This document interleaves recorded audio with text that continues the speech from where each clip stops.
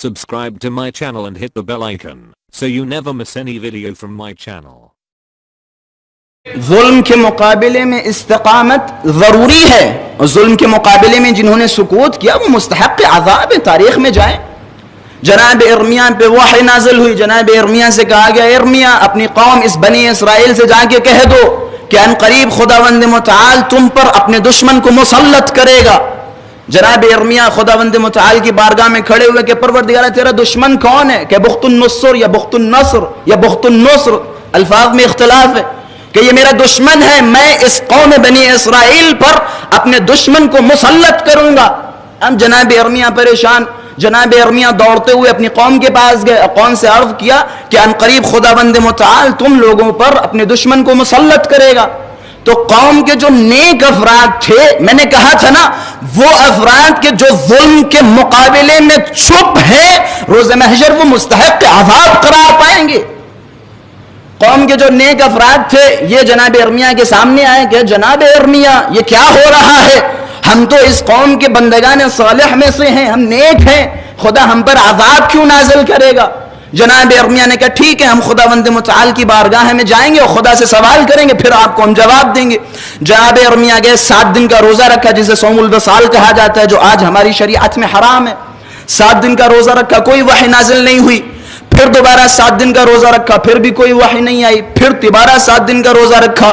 جب 21 دن مسلط، جب 21 دن ہو گئے تو وحی نازل ہوئی. جناب ارمیہ کی طرف خطاب کیا کہ ارمیہ ہم ان لوگوں پر عذاب اس لیے نازل کر رہے ہیں کیونکہ یہ لوگ وہ ہیں کہ جنہوں نے انبیاء کا سر کاٹ کے بادشاہوں کے سامنے پیش کر دیا تھا.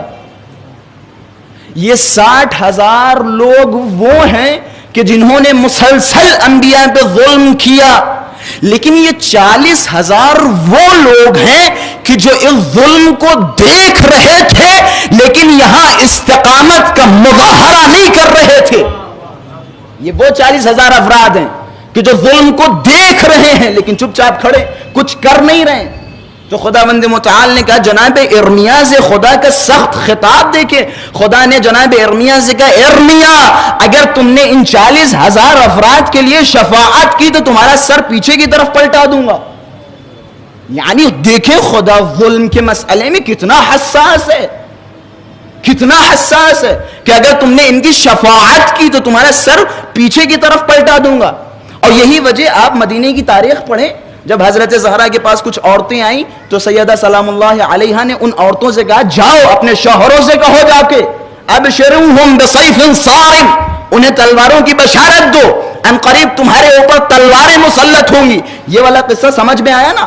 جب بھی خدا کسی قوم سے ناراض ہوتا ہے تو اس کے اوپر اپنے دشمن کو مسلط کر دیتا ہے، دشمن کو مسلط کر دیتا ہے. حضرت زہرا سلام اللہ علیہا نے مدینے کی عورتوں سے کیا فرمایا؟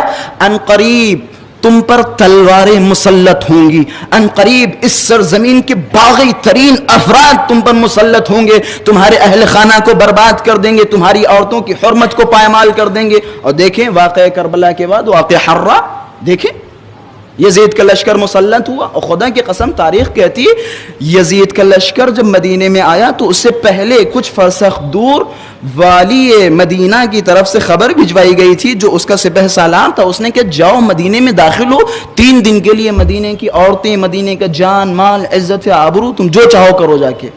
روایت ہے.